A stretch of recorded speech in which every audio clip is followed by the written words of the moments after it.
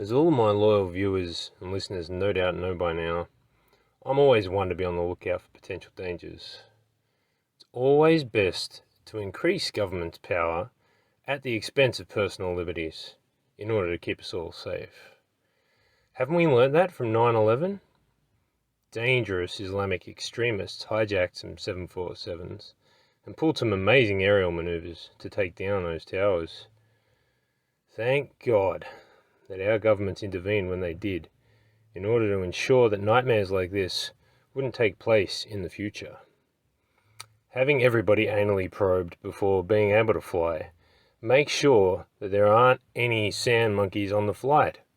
Apparently these crazy Islamists have this concept of dignity. And so, this life-saving measure, introduced by our benevolent rulers, kept us safe, because this exclusively terrorist religion commands an observance to a higher authority than government.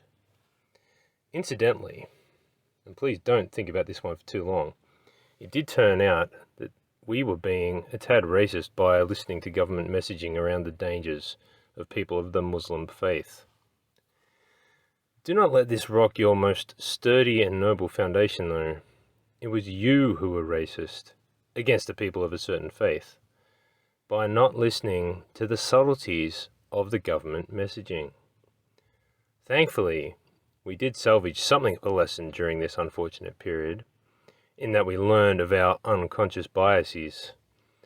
We also learned that we can cleanse ourselves of these very effectively by projecting upon others, who do not hear the true teaching their government has to offer. Anyway, my loyal listeners, we all know that God created the government so that we don't have to bother him with every little concern we have. I'm sure I speak for all of us when I say that the word of any public office holder is as good as the word of God. Why would they lie to us? We have zero evidence of them ever doing this in the past. Our governments have done so well at protecting us from these lone gunmen that pop up occasionally to assassinate presidents or other public figures. Thank God they are there to protect us from these crazies that always, in every case, with no exceptions, act alone. Well, loyal viewer, this brings me to the crux of why I'm addressing you on this day. Like all of us, I was horrified to hear about the tragic loss of police life in Queensland late last year. Police that have never used violence to attack peaceful, unarmed people on holy ground deserve nothing but our complete and utter adoration. And of course, unconditional worship and submission, as they too are an extension of the very hand of God. Like all of you, I'm sure, I quickly learned that the cause of this terrible tragedy in Queensland was the dangerous online conspiracy theory United States influenced sovereign citizen movement. As God, through the government-controlled media, unanimously informed me that it was these cookers that had clearly plotted out and perpetrated this bizarre attack on our most saintly, totally not just doing it for the money, courageous policy enforcers. It really is a tragedy that these crazed sovereign citizens, after outnumbering the unarmed officers, decided to burn down their own property. I guess it was all part of their evil genius plan. Who knows how these conspiracy-minded types actually think. So, as a diligent and constructive member of society, I've been going out of my way to harass and belittle anyone spruiking anti-government sentiment, or anyone displaying traits of being an anti-government believer. I think these are the worst of the worst. Anyway, so I'm halfway through smashing a guy's kneecaps in because he was trying to pay for his purchase with cash, when this comes across the television in the store. Nathaniel, Gareth and Stacey Train acted as an autonomous cell and executed a religiously motivated terrorist attack. It's been just over 9 weeks since those tragic events where we saw the loss of life of 6 persons. Now, Christian extremist ideology has been linked to other attacks around the world, but this is the first time we've seen it occur in Australia. They had withdrawn from society, they were isolated, they were making plenty of comments about anti-government sentiment. So whilst the behaviour was similar in some respect to sovereign citizens, we don't believe this was connected to a sovereign citizen ideology. We believe it's connected to the Christian extremist ideology. Well, I just started spinning out. I've been wasting all my time committing assault and battery on these sovereign citizens, when all the while there was a much bigger threat. As I left the store, obviously being armed with this new information, I knew that time was very much of the essence, and I couldn't spare any to apologise to this cash-wielding psychopath. I'm sure he learned his lesson and won't pull that kind of stunt again. It was now time to focus my precious community-saving attention on who I'd just been informed was the true enemy of the government's people. So, as I roamed around looking for my next confrontation, the sheer enormity of the task ahead loomed gargantuan.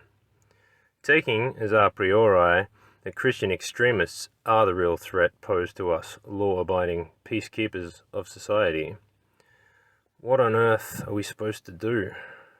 Churches abound everywhere.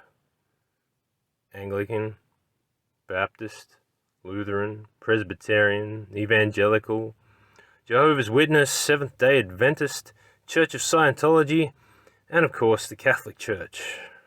What a task I had. Potential terrorists in all of these congregations. And unfortunately, it seems only one dedicated enough to take a proactive approach to dealing with these potential terrorists. I must confess, dear audience, that my faith in government did almost waver. The enormity of the task ahead of me, to weed out potential terrorists from all these hotbeds, masquerading as places of worship. But, as my loyal viewers surely know by now, I'm nothing if not a pragmatist. How to narrow down my search for the next cop killers? A light bulb goes off in my completely reductively reasoning mental facilities. Firstly, I can just cross the Catholic Church off my list, as there's never been any allegations of criminal misconduct levelled at any Catholic church, anywhere in this country or around the world. So I was contented for a moment, but the task was still enormous.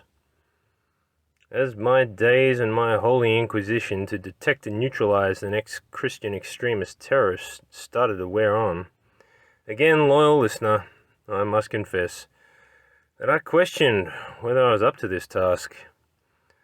After I had attended about 50 of these terrorist training facilities, or as the adherents to this dangerous Christian ideology refer to them, churches, and after crippling 100 or so potential terrorists, I must again confess that my faith did waver. I did for a moment wonder if I was doing more harm than good. Then my realization somehow got even darker. Was I questioning the government? No, surely not. Was I spruiking anti-government sentiment? At least in my mind. Please, Lord Prime Minister, let it not be so. Then, at the darkest moment of my entire life, as I watched the paramedics load an elderly potential Christian extremist into the ambulance, I thought, what have I done? How could I let this happen? Have I become... Surely, it can't be. Have I become an anti-government believer? So I'm taking the moment to put this communication together, in between court appearances on these bogus assault charges, to appeal to the government and my beloved McGovern-sponsored media arms that you simply cannot let this kind of mistake happen again. Whilst I was wasting my time looking for sovereign citizens to administer justice to, how many potential Christian extremists came and went from their churches, we all know what they really are, and received instructions as to their next police targets. It is a matter of utmost importance for future lone gunman attacks attributed to a wide portion of society that you get your propaganda right the first time, as these court cases do seem to detract from my ability to carry out the Lord's work.